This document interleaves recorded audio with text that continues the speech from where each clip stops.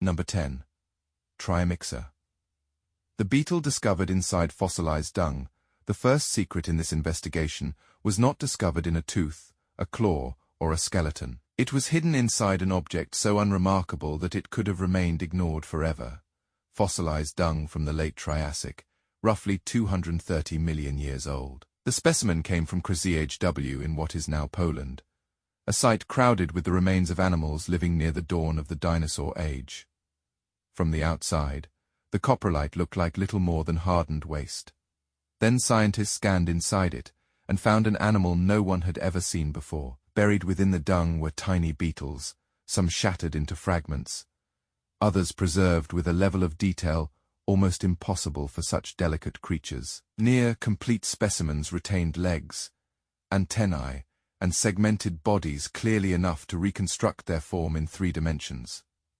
These were not already known insects trapped in an embarrassing place. They represented a new species, named Triassic coprolitica, a beetle whose scientific identity would forever carry the fact that it was discovered inside fossil feces. The beetle was barely more than a millimeter long, the kind of organism that should normally disappear without leaving a recognizable trace. Triassic insects are usually known from flattened remains with limited detail, and amber, the famous golden tomb of small life, is far more informative in younger deposits than in this early world.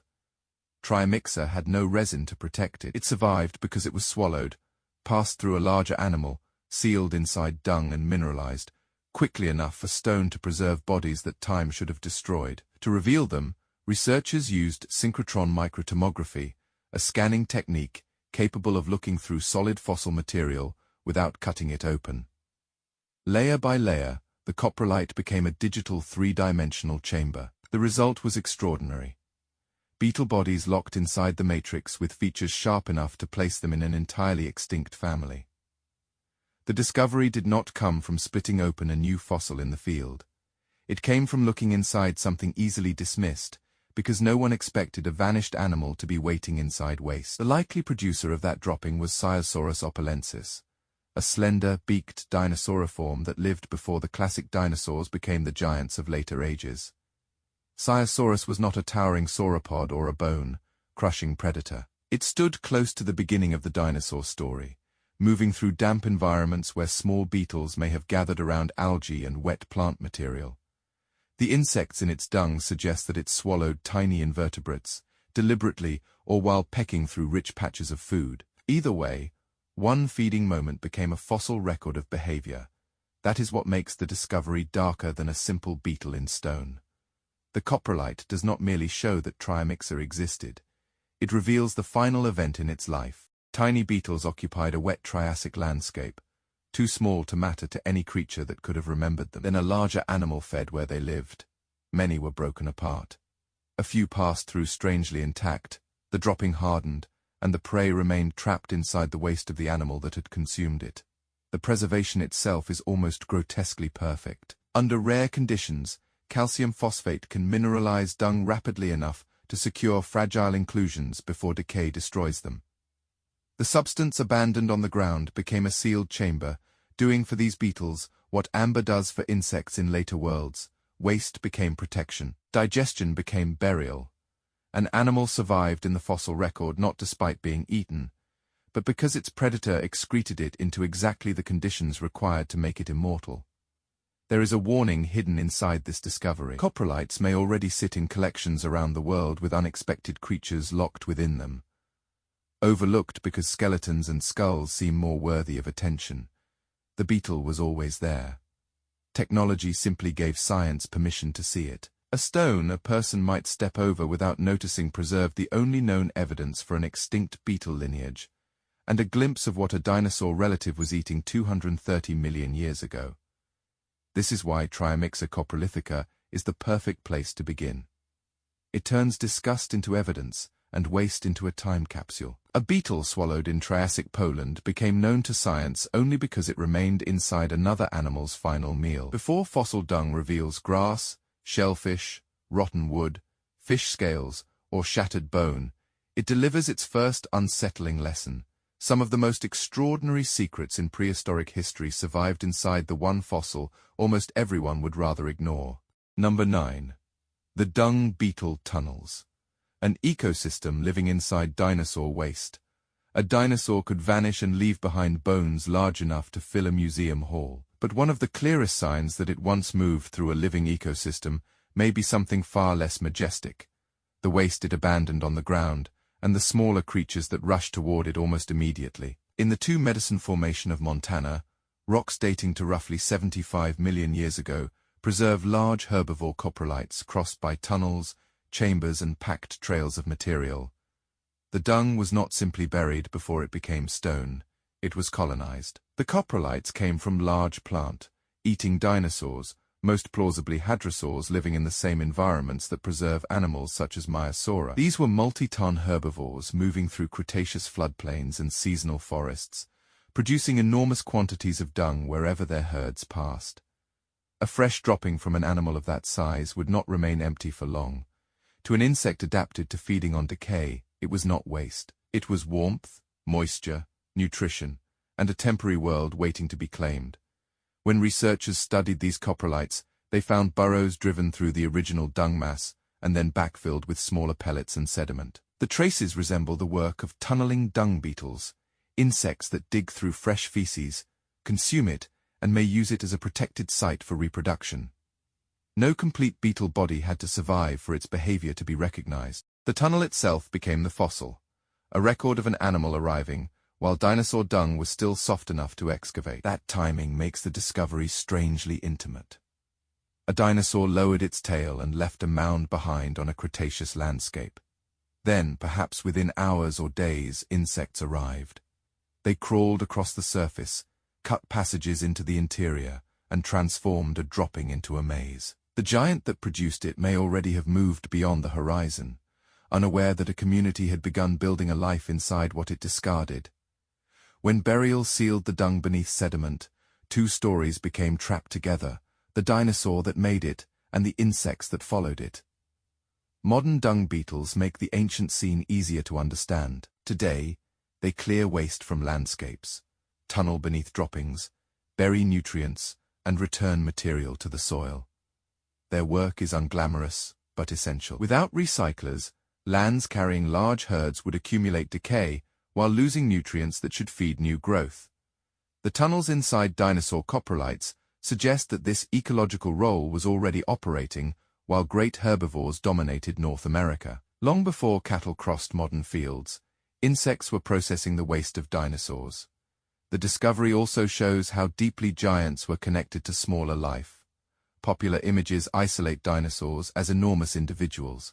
A hadrosaur crossing a river, a herd beneath conifers, a predator watching from trees. Coprolites reveal the system behind them. Meals became waste. Waste fed insects. Insects broke it apart and returned part of its chemistry to the earth. The plants of that earth would feed herbivores again. Tunnel only millimeters wide can preserve the shape of an entire cycle. There is caution in the interpretation. Trace fossils do not preserve the maker standing beside its work. Researchers compare the dimensions, backfilled structure and behavior implied by the tunnels with burrows made by living dung beetles, making the reading convincing, but not identical to finding a beetle body inside every tunnel. Even the producer of the dung is inferred from size, formation, and associated dinosaur fauna, rather than written into the stone. The evidence is powerful because it preserves behavior, but behavior must still be reconstructed from marks. The end of the dinosaur age gives the tunnels another haunting meaning. When non-avian dinosaurs disappeared, the enormous supply of dung produced by their herds vanished as well. Insects dependent on those resources faced a transformed world. Yet dung beetles endured, adapting to mammals that expanded after extinction and transferring an ancient ecological occupation from dinosaur droppings to the waste of new herds. The host changed, the work continued. At number 10, a beetle became immortal because it was swallowed and sealed inside fossil dung. Here, insects survived another way. They remained not as bodies, but as corridors through another animal's waste. Tiny excavations proving the Cretaceous was full of lives operating beneath the scale of skeletons. A hadrosaur may have produced the dropping in one ordinary moment. Dung beetles turned it into a habitat. 75 million years later, The tunnels remain, showing that even the least dignified trace of a dinosaur could contain an entire ecosystem waiting to be read. Number 8. The grass that should not exist. Titanosaur dung rewrote plant history for generations. The history of grass seemed to belong to the world after the dinosaurs. The familiar story was simple. Non-avian dinosaurs vanished, grasslands later spread, and mammals evolved teeth suited for abrasive blades. In that version of deep time, a giant sauropod feeding before the asteroid impact would have browsed on conifers, palms, and ferns, but not on the plant family that would one day cover fields across the modern world.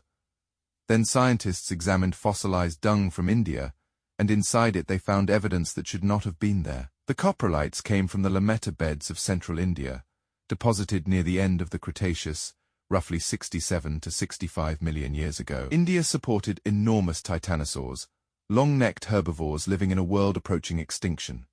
The droppings could not be assigned to one individual, but their size and association with titanosaur-rich deposits made these sauropods the most likely producers. Their bones showed that they lived there. Their dung revealed what passed through their digestive systems. Inside the coprolites, researchers identified phytoliths. These are microscopic bodies of silica, formed within plant tissues, fragments of natural glass that can survive after leaves and stems decay. Because plant groups produce distinctive phytolith shapes, they act like fingerprints from a vanished meal. Most food swallowed by a titanosaur would never fossilize as recognizable plant material. Silica could pass through an enormous gut, remain sealed inside the dropping, and wait tens of millions of years to be recognized. Among those phytoliths were forms identified as belonging to grasses, the family Poaceae. Before the study, secure fossil evidence for grass was commonly placed much later, after the age of non-avian dinosaurs. The lametta coprolites moved firm evidence of grass back into the final chapter of the Cretaceous. These giant dinosaurs had lived alongside grasses, and at least some had swallowed them before the asteroid struck their world.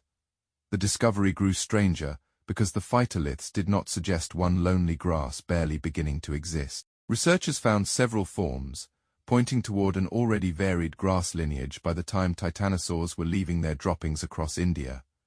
Grass had not simply appeared at the edge of extinction. It had begun diversifying inside ecosystems, usually reconstructed with entirely different plants. A microscopic residue inside fossil poop forced paleobotany to redraw part of the dinosaur landscape.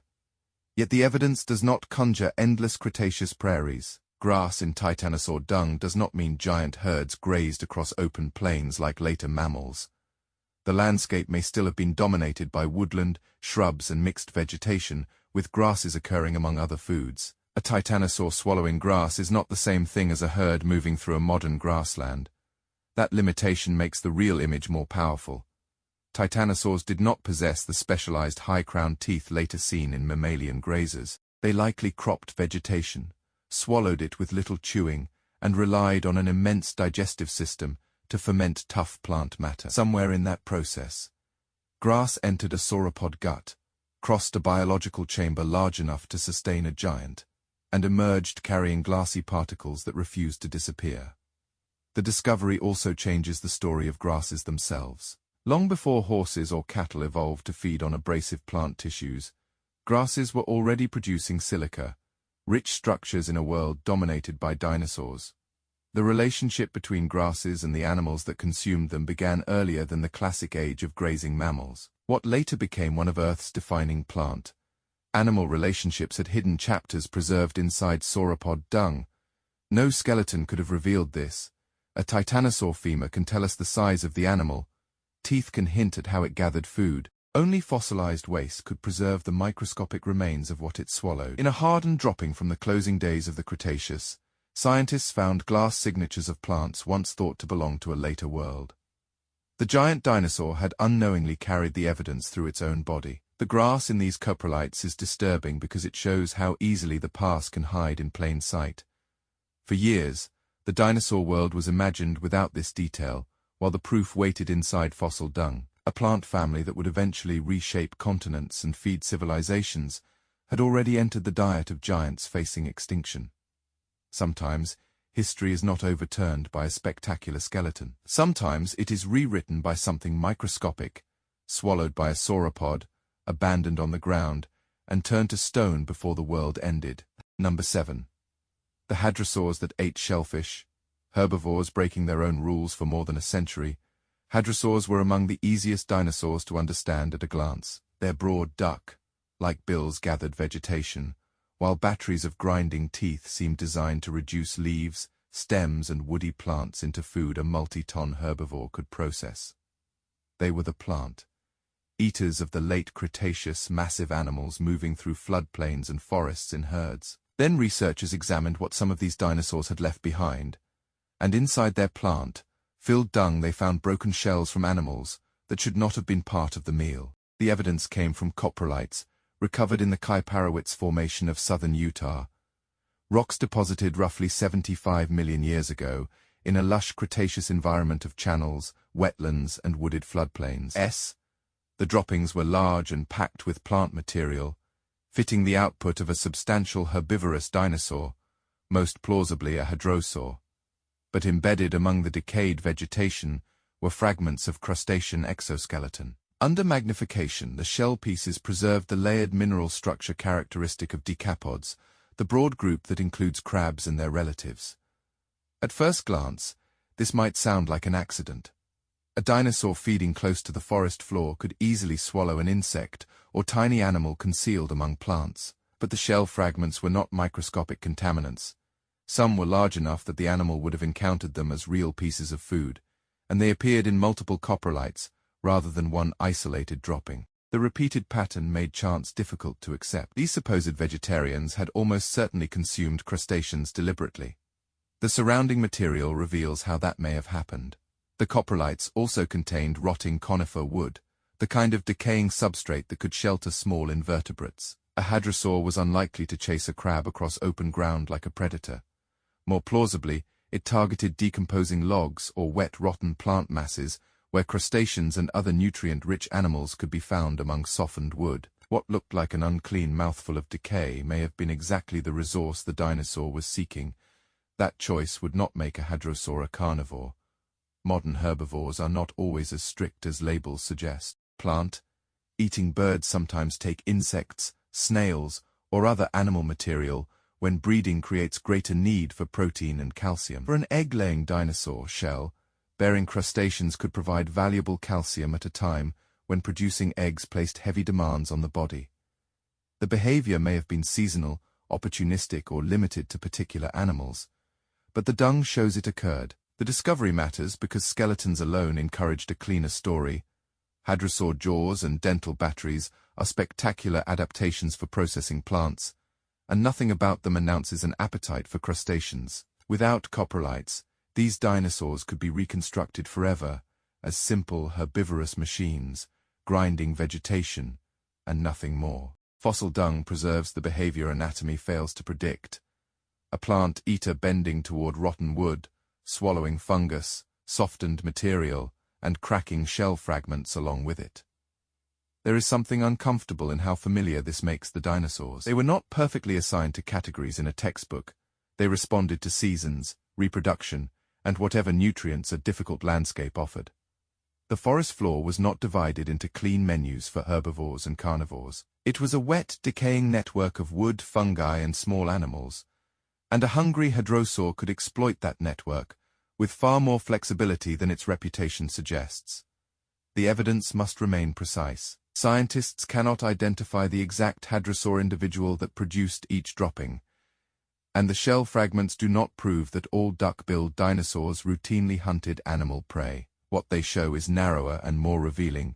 Large herbivorous dinosaurs in this ecosystem repeatedly consumed crustaceans in a way difficult to explain as accidental. The old category does not collapse, but it becomes more alive, more opportunistic, and more strange. Inside a coprolite, the shell fragments are small, pale pieces buried among ancient plant debris. Yet they overturn a picture built from enormous skeletons. A dinosaur famous for eating plants once swallowed animals hidden in decay, and its waste held onto the evidence after every soft detail of the meal disappeared. In the Coprolites wilderness, a hadrosaur left behind more than dung. It left a confession.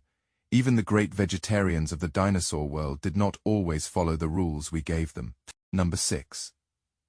The dinosaurs that fed on rotten wood inside hadrosaur dung. A Cretaceous forest was not only a world of green leaves waiting to be eaten. Beneath the canopy, fallen conifers collapsed into mud, softened by moisture, invaded by fungi, and drilled through by small creatures feeding on decay. To us, that rotting wood might look like the part of the forest no large animal would want. Yet inside fossilized droppings from Montana, researchers found evidence that some of the great plant-eating dinosaurs were not avoiding this rot. They were swallowing it in enormous quantities. The evidence comes from coprolites in the Two Medicine Formation, rocks dating to around 75 million years ago. This was the world of large hadrosaurs, including animals associated with the same broader environment as Maiasaura. Hadrosaurs possess dense batteries of teeth capable of grinding tough plant material. Their jaws seemed built for foliage and fibrous vegetation. But when scientists cut into large coprolites attributed to herbivorous dinosaurs from these beds, they did not find only leaves. They found fragments of conifer wood, and the wood was already decomposing before the dinosaur ate it. Under the microscope, the plant fragments preserved signs of fungal invasion. The tissues were degraded, penetrated by decay, and associated with traces of organisms that had already begun breaking the log apart. This was not a dinosaur accidentally swallowing a stray splinter while feeding nearby. Some coprolites were dominated by wood fragments. The amount was too substantial, the pattern too repeated, to dismiss as contamination. A large herbivore had approached dead timber on the forest floor and fed from the part of the ecosystem built from decomposition. The choice makes more sense when rot is understood as transformation rather than ruin. Fresh wood is difficult food, locked behind structures that resist digestion.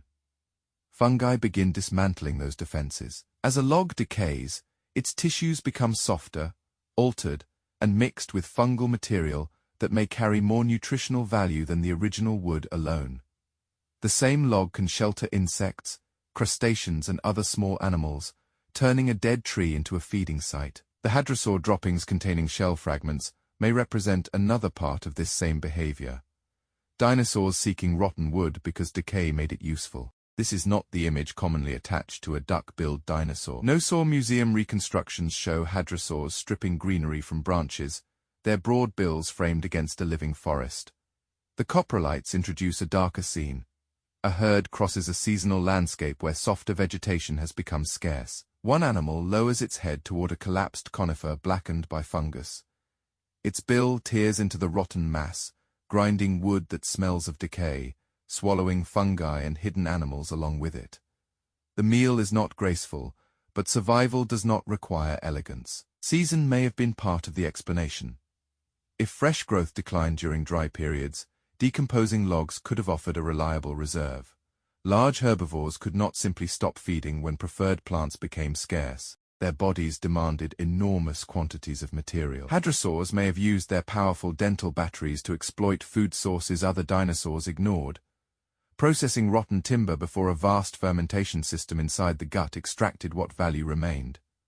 The dung preserves not desperation alone, but adaptability. That adaptability ties the dinosaur directly to the forest's cycle of death. Fungi weakened fallen trees, invertebrates entered the wood. Hadrosaurs consumed the decaying mass. Their dung then became a new habitat for beetles and microorganisms returning nutrients to the soil. In one fossil dropping, a chain appears. Plant death, fungal decay, dinosaur feeding and insect recycling, each stage dependent on what came before. The coprolite is not merely waste.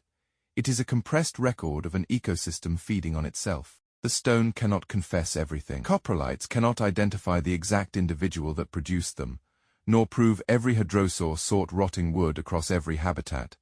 But they show that large herbivorous dinosaurs in this environment consumed decayed conifer material deliberately enough to leave repeated, massive traces. Their diets were not limited to clean leaves and fresh branches. They reached into the fungal, decomposing underside of their world. That is why this discovery is so unsettling. It reveals not a monster attack or a spectacular death, but how closely these giants depended on decay. A fallen tree did not simply rot beneath the feet of dinosaurs. It became food. 75 million years later, the dung still carries pieces of that dead wood, proving that some of the most successful herbivores of the Cretaceous survived by feeding where the forest was already breaking apart. Number 5. Fish scales in fossil dung. The meal that exposed aquatic predators, some prehistoric meals, did not vanish when the predator finished swallowing. They passed through the body, survived digestion, hardened inside waste, and waited in stone until scientists could recognize them. Across Dinosaur-Era deposits, certain coprolites contain glossy fish scales and fin spines. The evidence may look small beside a dinosaur skeleton, but it captures something a skeleton can only suggest. A predator had eaten fish, and part of that meal remained inside its fossilized dung. Fish scales survive for a reason. Many ancient fish, including ganoid forms such as lepidotes, carried thick diamond-shaped scales coated in ganoin, a hard enamel, like layer resistant enough to endure damage, that would dissolve soft flesh. When swallowed, those scales could be etched by stomach acid, yet remain recognizable after passing through the gut. Sealed inside a coprolite, their shape and surface become the residue of an actual feeding event, not simply a guess based on teeth or jaw form. That distinction matters because few dinosaur diets have generated more argument than those of the Spinosaurids. Predators such as Baryonyx, Suchomimus, and Spinosaurus carried long crocodile-like snouts and conical teeth suited for catching slippery prey. Their bodies suggested a relationship with rivers, lagoons, and wetlands. But anatomy alone cannot tell us what an animal swallowed. A jaw may be capable of catching fish without proving fish were eaten. Fossilized digestive evidence brings the debate closer to the animal itself. The skeleton of Baryonyx walkeri, discovered in England, preserved fish scales in the region of its stomach, along with evidence that this predator was not restricted to fish alone. Coprolites from aquatic and semi-aquatic predator environments add to the larger picture, preserving scales and fish bone that passed through reptilian digestive systems in Mesozoic waterside ecosystems. Not every fish bearing dropping can be safely assigned to a spinosaurid. Crocodile relatives, large fish and other predators, could also have produced dung containing aquatic prey. But the combined evidence makes one conclusion difficult to escape. Fish formed a genuine part of the menu for some formidable hunters sharing the dinosaur world. Imagine the meal behind one such coprolite. A long-snouted predator waits along a muddy channel while armored fish turn beneath the surface. A sudden snap closes around one of them. Flesh disappears quickly, but its hardest scales resist destruction. The predator swallows in chunks, carries the meal through its gut, then abandons what remains on a wet bank or shallow floodplain. The dropping is buried before scavengers and weather erase it. Millions of years later, the scales still lie inside, no longer part of a fish, but still sharp enough to reveal the moment it became prey. The scales do more than identify food. Their condition can expose digestion. Acid etching shows that they were not simply pressed into the coprolite from surrounding sediment. They traveled through a stomach. Fin spines or bone fragments can indicate that the predator swallowed hard portions rather than removing flesh delicately. In some specimens, the shape of the dung itself may preserve clues to digestive anatomy, especially when spiral or scroll-like forms point toward animals with spiral valve intestines, rather than typical theropod dinosaurs. Fossil waste demands caution because the contents can be clear even when the producer remains uncertain. That caution is especially important with Spinosaurus. Modern reconstructions often picture it as a nearly aquatic monster pursuing fish through open water. But how completely aquatic it was remains debated. Fish in digestive evidence proves fish, eating where the association is secure. It does not solve every argument about swimming style, hunting behavior, or the ecology of every long-snouted predator. The dung gives us a meal, not an entire lifestyle. Yet a single meal can still change an extinct animal. Teeth and bones make a predator appear like a machine. Coprolites restore the messiness of life. A riverbank, a fish swallowed with armor intact, stomach acids unable to erase every trace, and waste preserving what the hunter had taken. The predator may remain unnamed, but its act of feeding is no longer hypothetical. Inside the fossilized dropping, the scales are only fragments, dulled by digestion and time. But they carry the flash of an ancient river hunt more honestly than a dramatic reconstruction ever could. A predator entered the water's edge, took a living fish, and left behind evidence of the encounter in the least dignified fossil imaginable. In this archive of prehistoric waste, even a broken scale becomes testimony. Some of the dinosaur age's most feared hunters were exposed not by their jaws, but by the meal they failed to digest completely. Number 4. Soft tissue that survived digestion. Flesh preserved inside predator poop bone is supposed to survive. Tooth enamel is supposed to survive. Fish scales covered in hard mineral layers can endure long enough to become evidence. Flesh is different. Muscle and connective tissue are among the first parts of a meal expected to disappear, dissolved by acid, broken apart by enzymes, and reduced beyond recognition inside a predator's gut. Yet in large carnivore coprolites from the dinosaur world, researchers found structures interpreted as remnants of soft tissue mixed among crushed bone.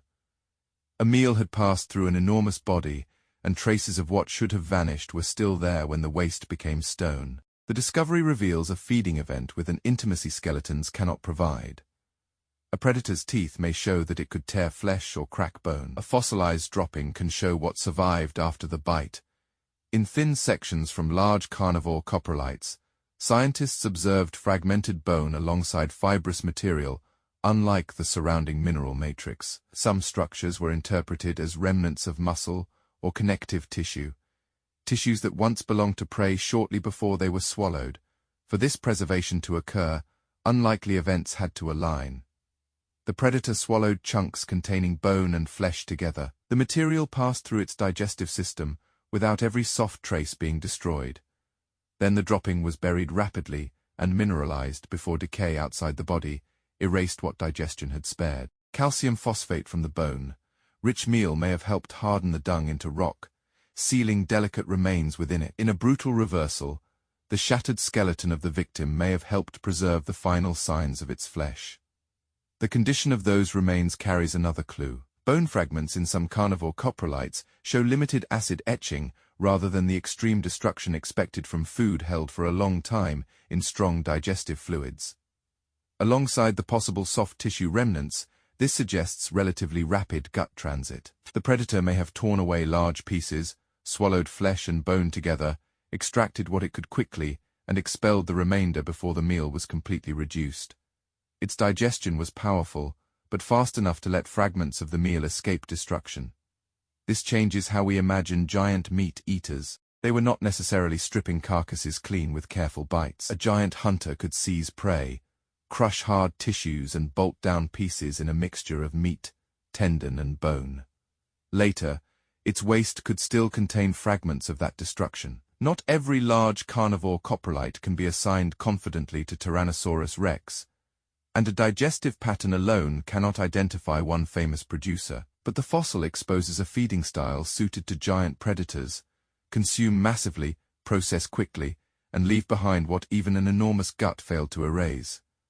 The fossil is more than a record of diet. It is a rare glimpse into physiology. Skeletons show how jaws were built, but they do not reveal the speed of food moving through an extinct body.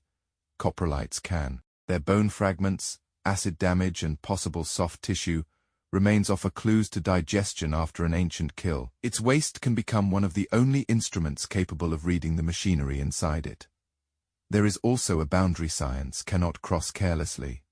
Interpreting soft tissue in fossils is difficult. Mineral textures can imitate biological fibers, and ancient specimens demand careful comparison before any structure is called muscle or connective tissue. The safest reading is not that a perfect piece of prey flesh rests untouched inside dinosaur dung. It is that some carnivore coprolites contain structures consistent with incompletely digested soft material, beside clear remains of consumed bone. Even that cautious conclusion is extraordinary. A skeleton captures death after time has removed almost everything vulnerable. Coprolite can preserve the aftermath of killing while digestion is still unfinished. Somewhere in the Cretaceous, a large predator swallowed part of another animal, bone and flesh together. Its gut stripped away most of the meal, but not all of it. The dropping fell, mineralized and held onto traces of a body destroyed twice, first by jaws, then by digestion. That is why this discovery belongs so high in the countdown. It is not simply an unpleasant object inside fossil poop. It is the possibility of flesh surviving where flesh should have vanished. giving us a glimpse not of a dinosaur displayed in death, but of a predator's body working after a meal. The hunter may remain uncertain, and the prey has no name. But inside petrified waste, one violent truth remains. Sometimes the final evidence of an ancient animal's flesh survived only because another creature ate it. Number 3. Smoke Wawelski. The bone-crushing predator before T-Rex, before Tyrannosaurus. Rex ever cracked bone between jaws the size of a doorway. Another predator was already leaving behind evidence of the same brutal habit. It lived in what is now southern Poland around 210 million years ago, during the late Triassic, when dinosaurs had not yet become the unquestioned rulers of the land.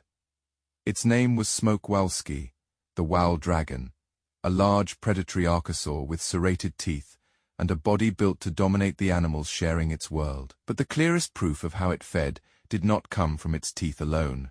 It came from what passed through its gut. At fossil beds near Lissowice, researchers studied medium and large coprolites associated with smoke through their size, their location beside the predator's remains and footprints, and the prey animals preserved in the same deposits. Inside those fossilized droppings was not the soft residue of an ordinary meat meal.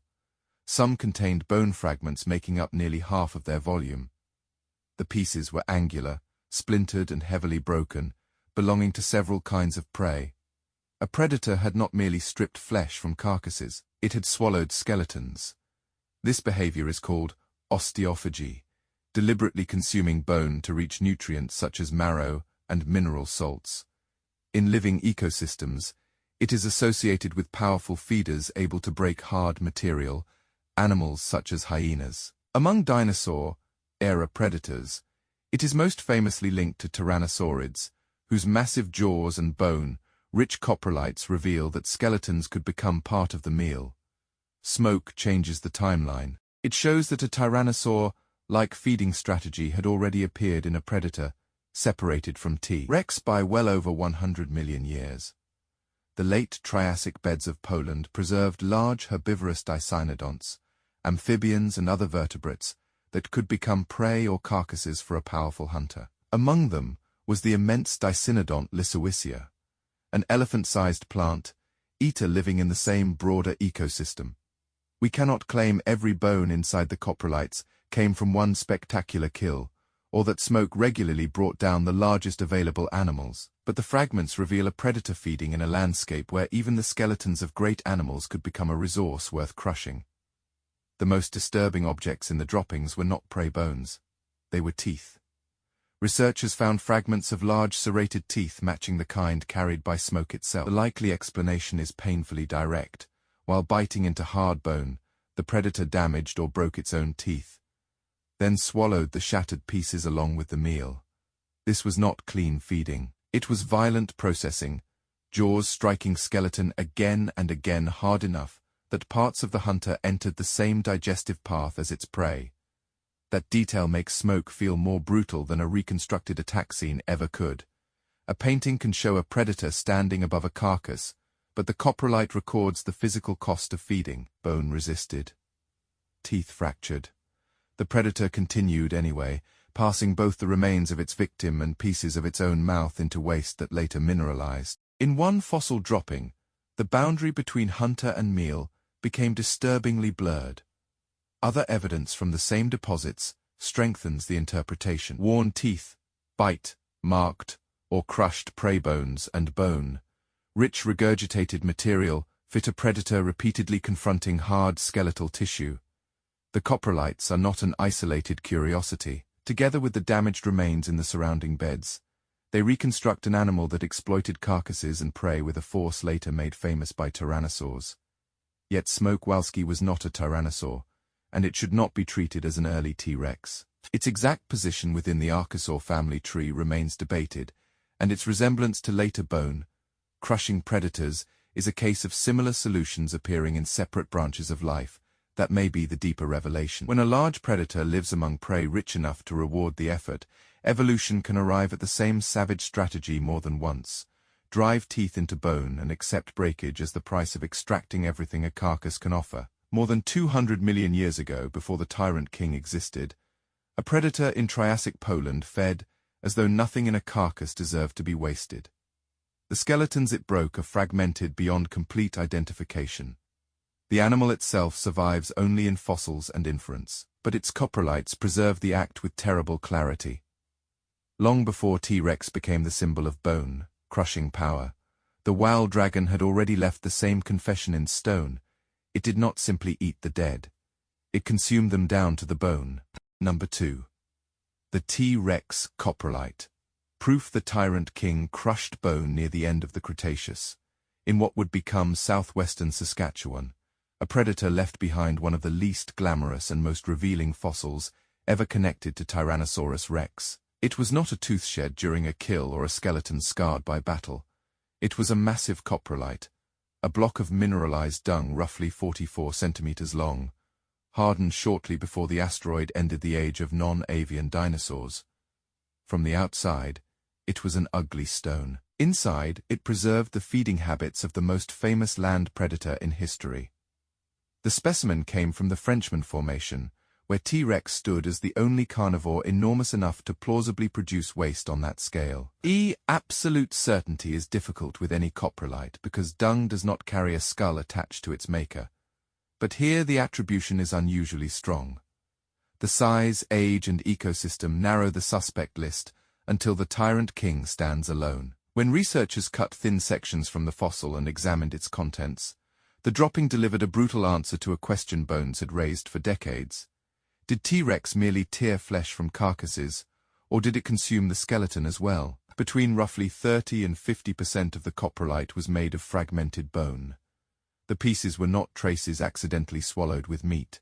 They were abundant, angular shards, the remains of prey crushed, swallowed and passed through the digestive system of a huge theropod. Some of the fragments likely belonged to a juvenile plant-eating dinosaur, perhaps a young ceratopsian or hadrosaur. Its body is gone, its species uncertain, but part of its skeleton survived in the most humiliating possible form, buried inside the fossilized waste of the predator that ate it.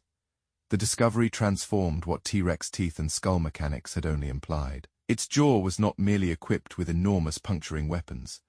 It could apply forces powerful enough to fracture bone, opening access to marrow and mineral, rich tissues many predators could not exploit. The coprolite proved that this ability was not theoretical. Somewhere in the final Cretaceous, a tyrannosaur bit through a prey animal hard enough to break its skeleton into swallowable pieces, then carried those fragments through a digestive system built to handle the violence of its own meal. Yet the bones also reveal that digestion had limits. Many fragments show only light acid alteration rather than being completely dissolved.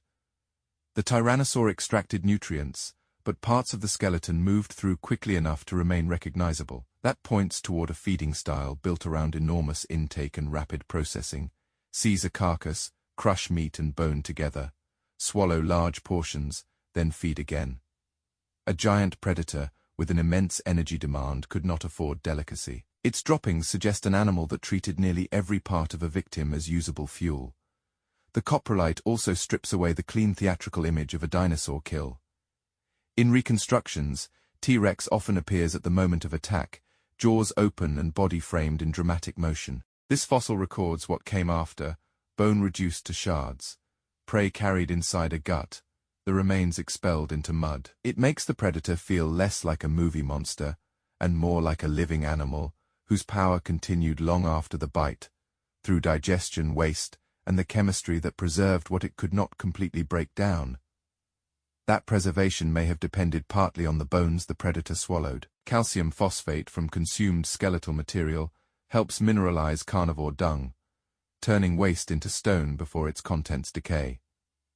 The prey did not only feed T-Rex, its shattered bones may have helped immortalize the evidence of its own destruction. A victim vanished, but fragments of its body became the reason the predator's dropping survived long enough to expose the meal. There is still restraint required. Coprolite cannot tell us whether the prey was hunted alive or scavenged after death. It cannot show whether bone crushing happened at every feeding opportunity, or only when food was contested and nothing could be wasted. But it does settle one essential truth. Tyrannosaurus rex consumed bone.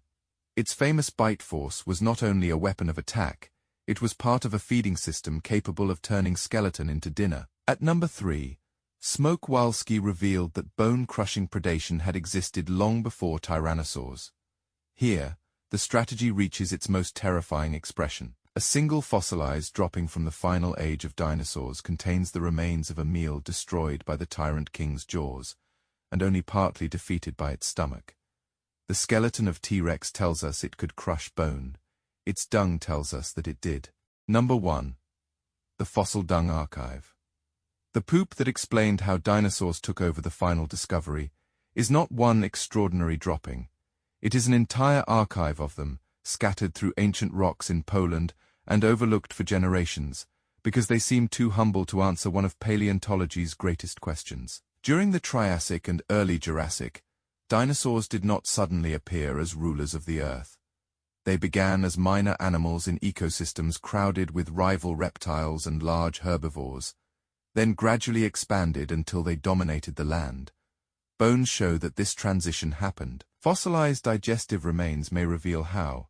In a major study published in 2024, researchers examined more than 500 bromelites from Poland. Bromelites are fossil remains connected to digestion. Coprolites expelled from the body, preserved gut contents and material, an animal regurgitated. Taken one by one, each specimen may look like a lump of mineralized waste. Taken together across changing rock layers, they become something far more powerful, a record of who was eating what, while dinosaurs rose. The scientists scanned specimens in 3 dimensions and studied thin sections under microscopes, identifying fragments of bone, fish, insects, and plant tissues sealed inside. Some droppings belonged to meat, eaters consuming fish and crushed vertebrates. Others held plants swallowed by expanding herbivore groups. Each inclusion was a single act of feeding frozen in stone, and hundreds of those acts could be assembled into food webs no skeleton could preserve alone. The oldest parts of the record belong to a world where dinosaurs were not yet dominant. Other archosaurs and large plant eaters still held many important ecological roles. Predators such as Smokewalski crushed bones with a violence that later seemed tyrannosaur, while early dinosaur relatives fed in landscapes still shaped by older lineages. Then climate and vegetation shifted. New herbivorous dinosaurs appear in the digestive evidence, exploiting increasingly diverse plants, and predatory dinosaurs follow the growing supply of prey.